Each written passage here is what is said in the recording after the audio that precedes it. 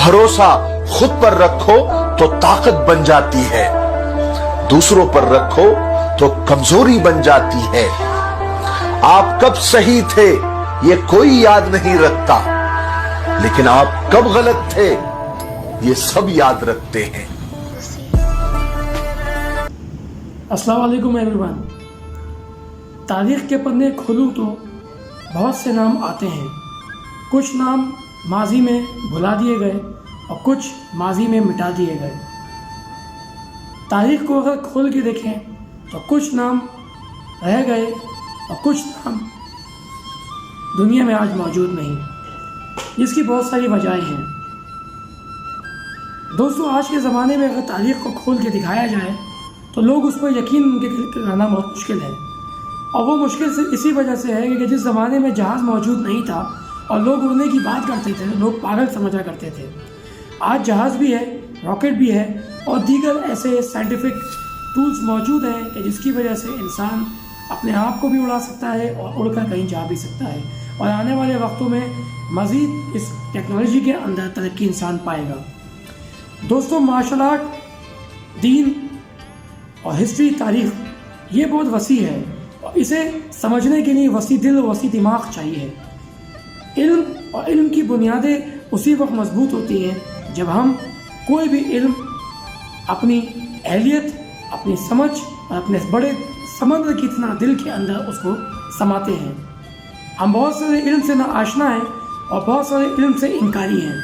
हम इनकारी इसलिए हैं क्योंकि हमें वो पता नहीं, जबकि इनकारी इंसान जब होता है जब उसे इल्म होता है और वो उसकी दलील पेश करता है। लिहाजा आज हम जहालत के भी सामने खड़े हो जाते हैं और उस छुपी हुई तारीख़ को निकालने के लिए भी उस तारीख़ को लिखने वालों के सामने भी खड़े हो जाया करते हैं। रिसर्च एक बड़ी इम्पॉर्टेंट चीज़ है जिसके अंदर आप लोगों के सामने पेश खिदमत तमाम ऐसे टॉपिक, तमाम ऐसी बातें जो आज से पहले आप नहीं जानते थे वो आपके सामने लाने की पूरी कोशिश की।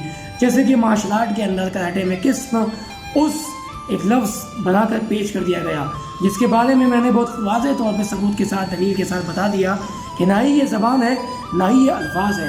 ये 3-4 अल्फाजों के मिलाप को तसव्वुर करके एक अल्फाज बना दिया गया और वो भी किसी एक इंसान की तरफ से, एक स्टाइल की तरफ से, और फिर उसके बाद उसके तरीके को, उसके इस्तेमाल को लाजिम करार देना शुरू कर दिया। दोस्तों, इसी बात को आगे ले जाकर हम आज बात करेंगे मार्शल आर्ट की। हम जब मार्शल आर्ट की बात करते हैं और मॉडर्न मार्शल आर्ट की बात करते हैं तो उस मॉडर्न मार्शल आर्ट की तारीख़ को हमें एंशिएंट टाइम पे देखने की ज़रूरत इसलिए नहीं पड़ती क्योंकि आज की जो तरीक़त मॉडर्न मार्शल आर्ट की है वो एंशिएंट टाइम से मुंसलिक नहीं है, बल्कि वो चीन और चीन के अतराफ़ के जो ज़माने गुजरे हैं, यानी सल्तनत उस्मानिया, सल्तनत अब्बासी और 1400 साल पहले की हद तक महदूद है। और वो भी चीन तक जब पहुँचा तो वो इल्म चीनियों के ज़रिए हम तक पहुँचा है। अब चीनियों के अंदर आज से 1 सदी पहले तक शाओलिन कुंग फू स्टाइल का जो प्रेसिडेंट था, जो उसका करता धरता था, वो कोई बुतमत नहीं था, बल्कि वो एक मुस्लिम ग्रैंड मास्टर था जो कुंग फू शाओलिन का मास्टर था और वो नक्शबंदी सिलसिले से ताल्लुक़ रखता था। उसकी एक मुश्त दाढ़ी से बड़ी दाढ़ी थी और उसकी तरीका तो उसकी मार्शल आर्ट का ये तरीका था कि वो बच्चों को, औरतों को और मर्दों को कुंग फू की एक कला सिखाया करता था और लाजिम करार दिया था कि अपनी चीन की मसाजिद की हिफाजत मोमिन औरतें, मर्द, बच्चे खुद करेंगे। न जाने वो कौन सा ज़माना था कि जिसमें नमाजी और नमाज़ पढ़ने की वो मस्जिद जगह महफूज शायद ना थी। लिहाजा इस पॉइंट को याद रखते हुए आप मेरे बैकग्राउंड में जो वीडियोज़ चल रही है उसको भी गौर से देखते रहिएगा। वैन जीपिंग, मा जियांदा और ऐसे बहुत सारे मुस्लिम ग्रैंड मास्टर्स मौजूद हैं जिनकी तारीख़ लिखी जा चुकी है और उनको आज डिस्कस नहीं किया जाता। कुंग फू की तारीख़ के अंदर मुसलमानों का बहुत बड़ा किरदार है। कुंग फू के साथ कराटे की तारीख़ में भी इसका बहुत बड़ा किरदार मुसलमानों का वाज़े होता है।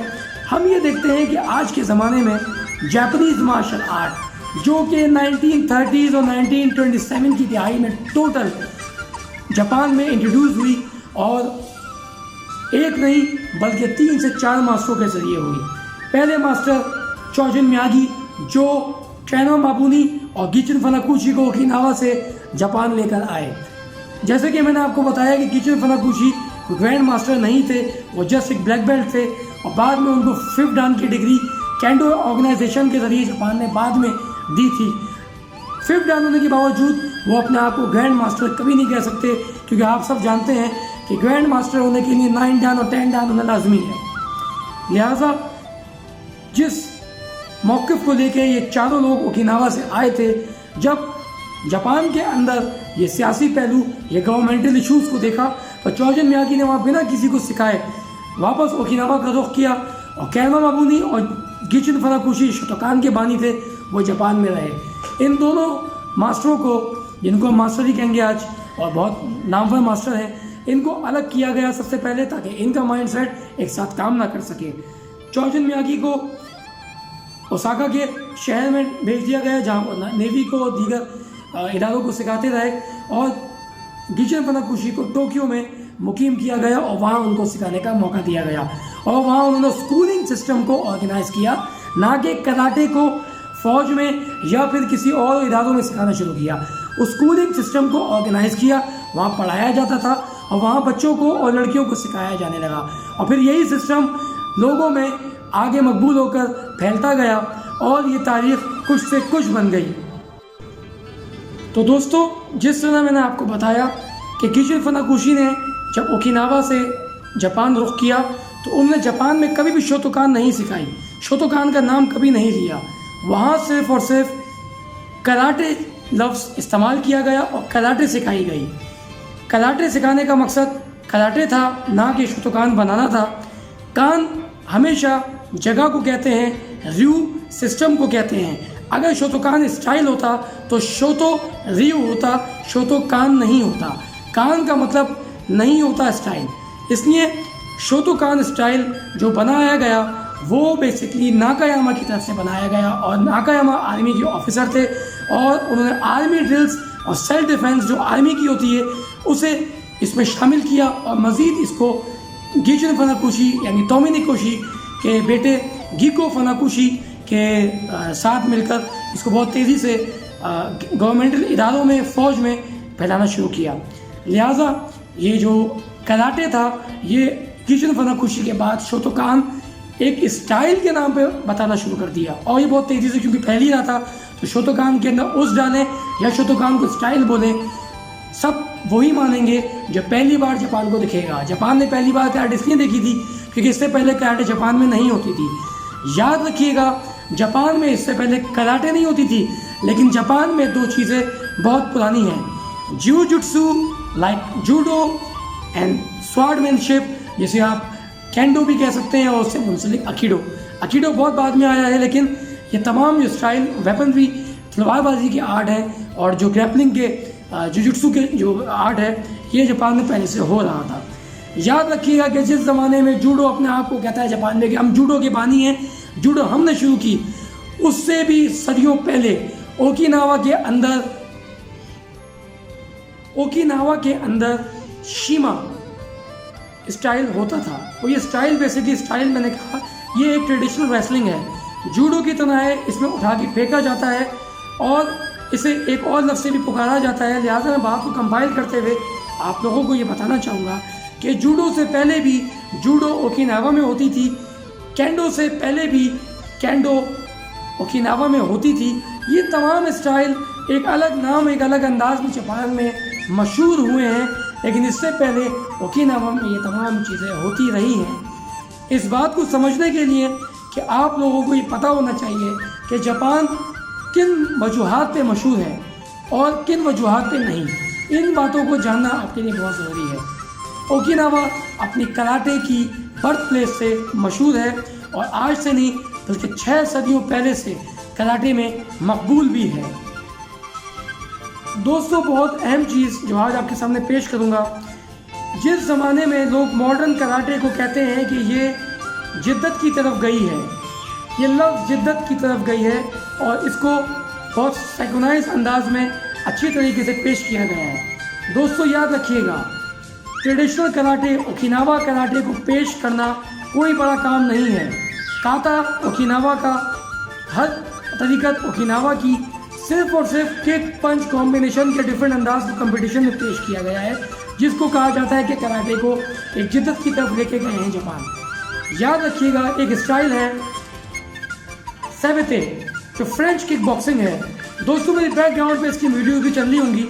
ये सेम वो कराटे की अंदाज है जो 4 सदी पहले, बल्कि 5 सदी पहले 16वीं सदी से शुरुआत हो चुकी थी और फ्रांस के अंदर ये सिखाई जाती थी और कराई जाती थी।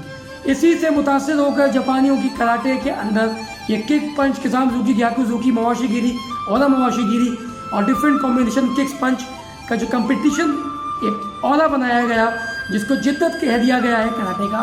बेसिकली वो सेवेते कराटे और डिफरेंट दूसरी मार्शल आर्ट को लेके बनाया गया है। इस कराटे में जापानियों के साथ फ्रेंच, यूरोपियंस, अमेरिकन्स शामिल थे और मिलकर इन्होंने इस चीज़ को ऑर्गेनाइज किया।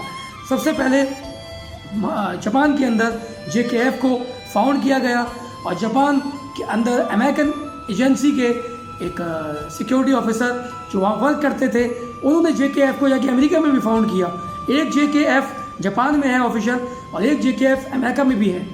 लिहाजा ये तमाम चीज़ें आप लोगों को बताने का मकसद ये है कि आप लोगों को ये पता चले कि हम शक व शुबात की दुनिया से बाहर निकल के यकीन की दुनिया में आएँ, और आने के लिए हमें सच पता होना चाहिए।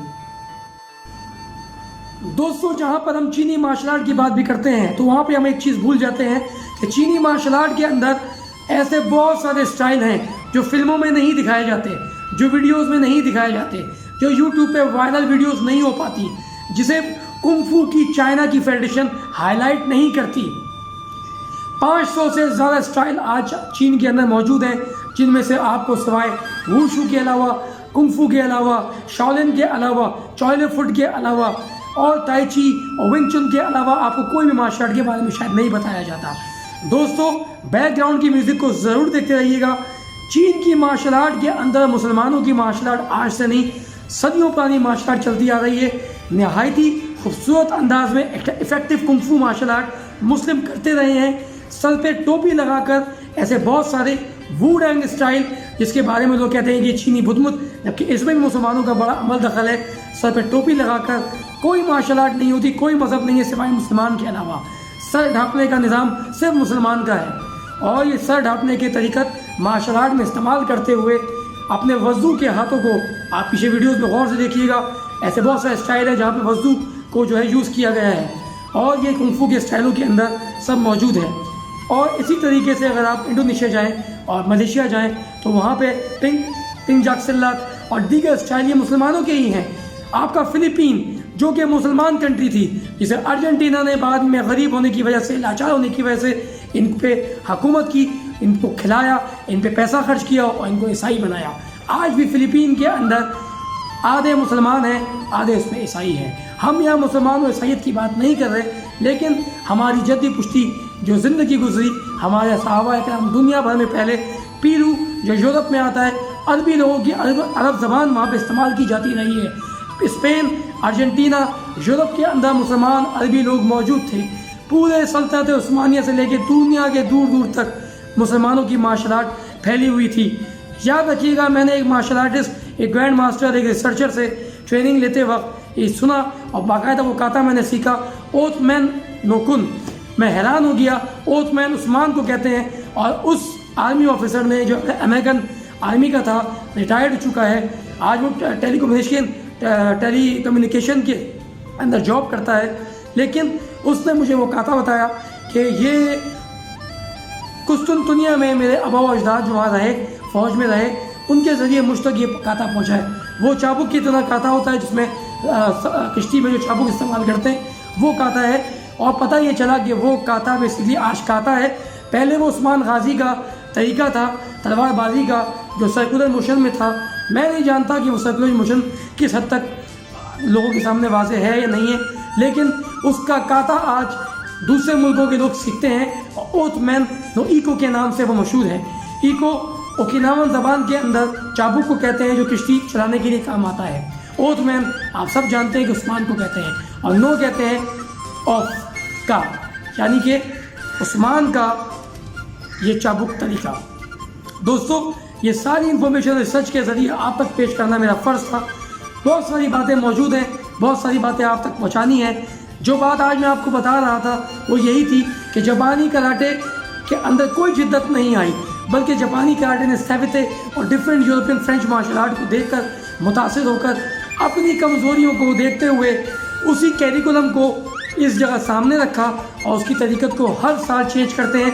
देख लीजिए WKF हो, वोको हो या जो भी फेडरेशन हो, वो कातों को अपने मुताबिक स्पीड को दिखाने के लिए, खूबसूरती दिखाने के लिए काम कर रही है। हकीकी कराटे और उसकी एप्लीकेशन अलग है। काते को काता कहते हैं, एप्लीकेशन बोंकाई एप्लीकेशन को कहते हैं। अगला टॉपिक मेरा ये भी है कि ये लफ्ज़ भी गलत है, बोंकाई को एप्लीकेशन नहीं कहते, बोंकाई एप्लीकेशन यानी काते के मकसद को बताने को नहीं कहते। फॉर्म अलग चीज़ है और उसकी डेमोस्ट्रेशन अलग चीज़ है। इस काते पे इस लफ्ज़ को भी इंशाल्लाह अगली वीडियो में आप तक ज़रूर पहुँचाऊँगा। मुझे रोकना आसान है, मुझे चुप कराना मुश्किल है, क्योंकि इल्म किताब कलम और रिसर्च की बेस पर है, ना कि जज्बात, झूठ और ज़ातियत पे रखा गया है। उम्मीद है मेरी ये बात, मेरी ये वीडियो आप लोगों के लिए फ़ायदेमंद साबित होगी और आप सब इससे फ़ायदा उठाएंगे। Thank you so much. Stay connect with us.